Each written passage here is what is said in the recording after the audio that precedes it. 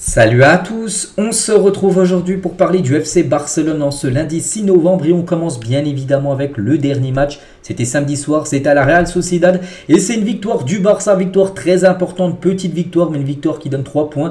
C'est une victoire 1-0, Araujo, l'unique buteur du match à la 93e minute de la rencontre.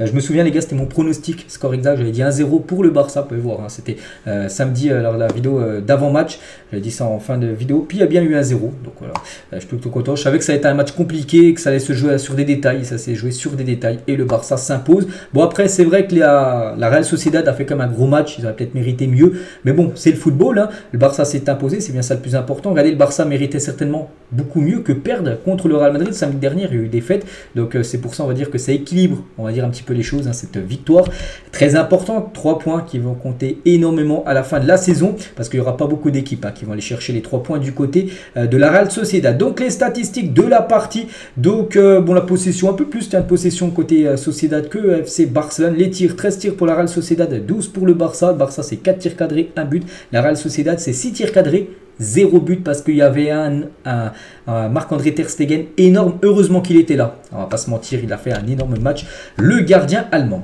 Au classement ça donne quoi? Donc ça donne que le Barça du coup retrouve sa 3e place, parce qu'il y avait l'Atlético qui était passé devant.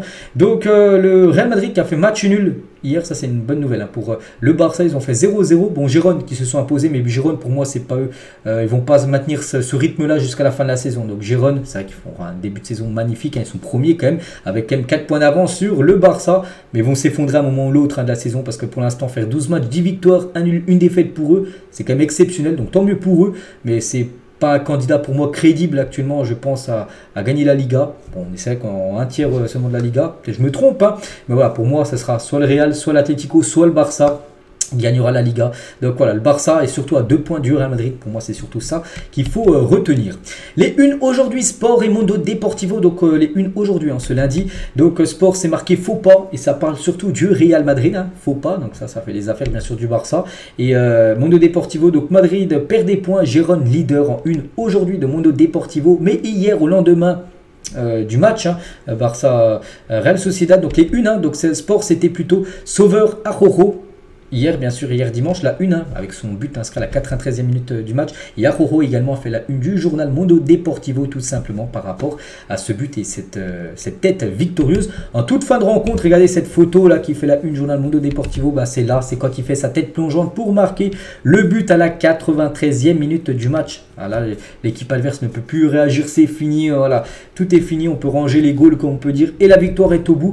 Donc parfait, bien sûr, pour Araujo et surtout parfait pour le Barça. Donc voilà, regardez, Xavi est parti directement le féliciter à la fin de la rencontre. Et il a un but d'Araujo sur une passe D de Gundogan. Gundogan buteur lors du dernier match. Là, il nous réalise une passe D. Bon, regardez, ça s'est joué à rien, parce que regardez, quand Gundogan sur la photo du haut, il fait la passe D, Araujo, il est tout en haut là. Donc c'est une question de millimètres, mais il n'est pas hors jeu. Ça a été vérifié avec la VAR, tout ça. Il n'y a pas du tout hors jeu, parce que quand on voit qu'il fait la tête, on a l'impression qu'il y a hors jeu, parce qu'il est 2 mètres devant le défenseur, mais non, il n'y a pas hors jeu, bien sûr, le but est totalement valable. Et pour revenir sur le Gundogan, auteur de la passe D. Donc pour Barcelone cette saison, c'est un but et déjà sa 5e passe décisive de la saison. Donc voilà, pas mal bien sûr les stats pour de Gundogan, qui a eu du mal, je trouve, quand il est arrivé, là, ça a beaucoup mieux là, lors des dernières semaines. On a l'impression de retrouver le Gundogan de Manchester City des années précédentes. On revient les gars sur Araujo par rapport à son but. Je savais que le match allait se terminer. Quand j'ai vu Gundogan avec le ballon, j'ai tout de suite couru derrière la surface. Quand j'ai marqué, j'ai eu l'impression d'être hors jeu. Comme j'ai dit, ça c'est genre rien. Ou très légèrement hors jeu. Heureusement, je n'étais pas hors jeu et mon but a permis à l'équipe de gagner, surtout de prendre 3 points. Ce groupe est très spectaculaire. Nous avons un mélange de vétérans expérimentés, donc des joueurs âgés qui ont beaucoup d'expérience, et de jeunes affamés, Lamine Yamal, Baldé, Gavi, Pedri, voilà tous ces jeunes joueurs, et ça fait un groupe spectaculaire bien sûr, la jeunesse et l'expérience. Toujours avec ce but tardif, 93e minute du match.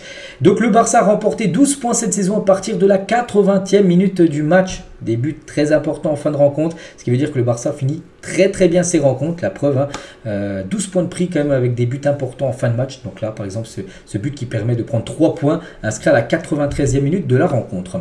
Toujours avec Araujo un peu porte-bonheur on peut dire, parce que le Barça n'a jamais perdu un match dans lequel Ronald Araujo a marqué donc 8 buts, donc 5 victoires et 3 nuls.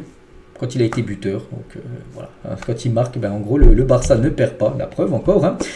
Toujours avec un buteur, ben, ce qui est bien, c'est qu'il y a pas mal de buteurs différents, 15 joueurs différents ont marqué les 32 buts du Barça cette saison.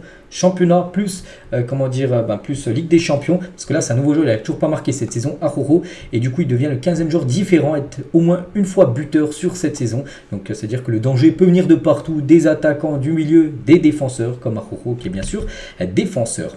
Ter Stegen, bien sûr on a beaucoup parlé d'Araujo, mais on va parler aussi de Ter Stegen, parce que c'est bien lui le homme du match et le mérite, parce que le Barça a gagné. Samedi soir, c'est grâce à lui, parce que c'est vrai qu'il y a eu 1-0, hein, félicitations à Rojo, mais il y a peu de buts pris, parce que tout simplement, il y avait le gardien allemand qui a été un mur. Donc Ter Stegen a réalisé 6 arrêts contre la Real Sociedad, hein, j'ai dit 6 tirs cadrés, des Basques, aucun but inscrit, parce qu'il était là tout simplement. Ter Stegen. Et un journaliste, il a dit: j'espère que les supporters qui ont tant critiqué Ter Stegen l'autre jour pour son erreur, entre guillemets, dans le Classico, vous savez, c'est sur le, pas le deuxième but, parce qu'il prend un petit pont, mais sur la frappe de Bellingham, parce qu'il y en a plein qui pensent qu'il aurait pu l'arrêter. C'est vrai qu'il aurait pu peut-être l'arrêter, mais voilà, que dit maintenant ces personnes qui critiquaient Ter Stegen la semaine dernière sur le match qu'il vient de faire hier, parce que là il a permis vraiment au Barça de prendre, enfin c'était le match avant-hier, mais il a permis vraiment au Barça de prendre 3 points grâce à sa performance. Hein. Donc qui sait combien de buts le Barça aurait encaissé sans Ter Stegen aujourd'hui, c'est vrai. Hein, peut-être le score peut-être aurait été 3-1 de la Real Sociedad, mais non, il était là et du coup ça fait 0 but marqué pour l'équipe de la Real Sociedad. Donc félicitations bien sûr à Ter Stegen. Hein. Il a dit à la fin du match: je ne sais pas si nous le méritions de gagner, mais nous avons eu un peu de chance, on a su souffrir et on a gardé notre cage inviolée. Vous avez toujours la possibilité de gagner dans les dernières minutes et ça a été le cas samedi soir du côté de la Real Sociedad. Donc, on va parler maintenant de Xavi. L'arbitre assistant du match d'hier a dit à Xavi: ne me touche pas. Xavi, il est venu à côté de l'arbitre assistant, il a mis sa main à l'arbitre, tu as dit non, ne touchez pas tout ça. Donc, voilà. Et pour continuer avec Xavi, conférence de presse, hein, nous ne méritions peut-être pas de gagner aujourd'hui, alors que la semaine dernière, si, contre le Real Madrid. Le football est parfois incroyable et injuste. Hein, la Real Sociedad a réalisé un grand pressing et nous avons souffert. Ces 3 points sont superbes pour l'équipe. Hein. Toujours avec Xavi. Hein. Donc les 25 premières minutes sont juste inacceptables. C'est le début de match. Pour Xavi, c'est pas possible. Hein. Là, vraiment, c'est peut-être les 25 minutes où le Barça était les plus nuls depuis le début de la saison. Le Classico nous a fait plus de mal que je pensais. À la mi-temps, j'étais sincère avec les joueurs. Je leur ai dit qu'il fallait mettre de l'intensité, pas de jeu au ralenti. La seconde mi-temps était mieux. Mais en face, il y a aussi un super milieu avec Kubo aussi. C'est une grande équipe, hein, cette équipe de la Real Sociedad. Il faut être autocritique. Ils ont été meilleurs que nous. Et je le dis, ça reste une victoire clé après un Classico qui nous a affectés. Hein, il dit que voilà, ils ont été meilleurs. C'est vrai qu'ils ont été meilleurs, la Real Sociedad. C'est pour ça que gagner là-bas, c'est quand même une très belle victoire, hein, parce qu'on n'a pas beaucoup d'équipes qui auront gagné là-bas. Je suis convaincu qu'on ne peut pas faire pire que ce qu'on a vu en première période.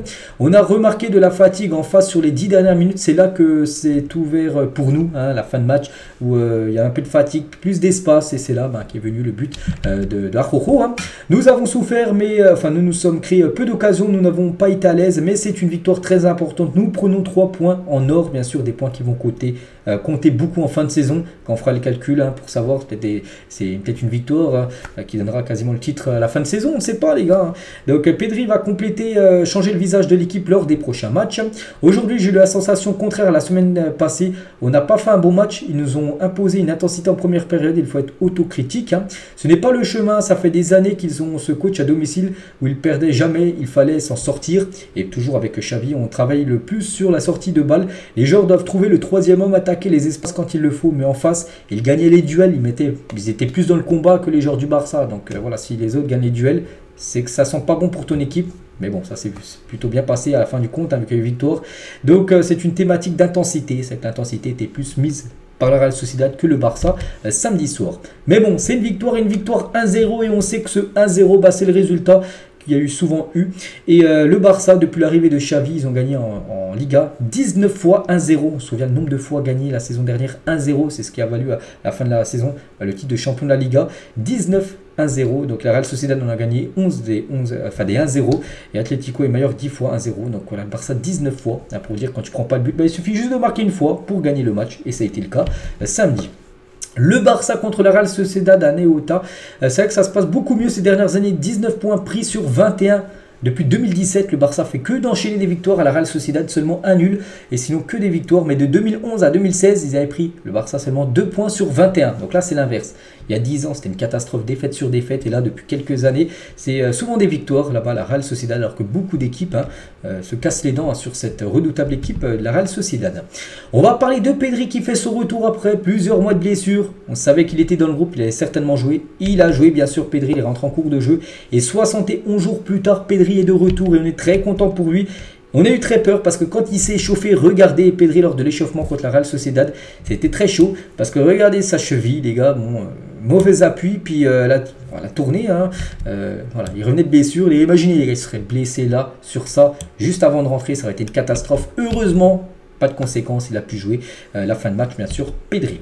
Le maillot Señera nous a offert de grands moments parce que le Barça a joué avec ce maillot jaune, ce maillot Señera. C'est vrai qu'il y a eu des bons moments avec des victoires, par exemple, lors des Classicos, des matchs importants, tout ça. Donc voilà, concernant ce maillot mythique.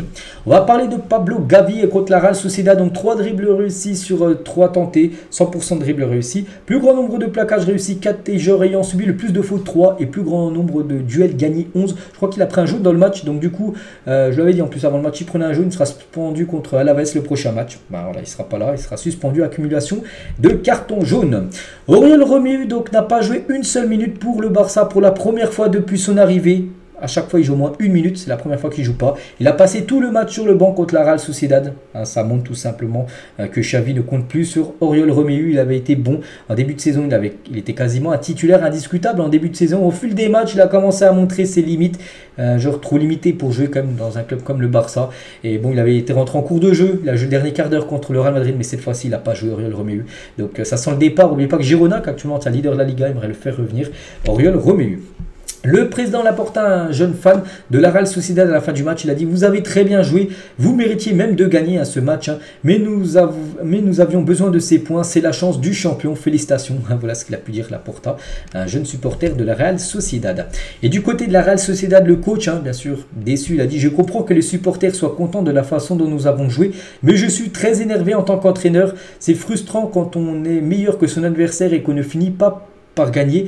Ça nous est arrivé tellement de fois, je suis tellement fatigué, voilà, que son équipe joue bien, mérite de gagner et qu'elle ne gagne pas. Bon, tant mieux pour le Barça, vu que c'est le Barça, bien sûr, qui s'est imposé. Donc voilà ce qu'il y a à dire sur ce match un samedi soir avec cette victoire très importante, difficile, mais importante pour le club. Le prochain objectif, c'est la Ligue des Champions. Dès demain, les gars, demain LDC 18h45, n'oubliez pas, déplacement au Shakhtar.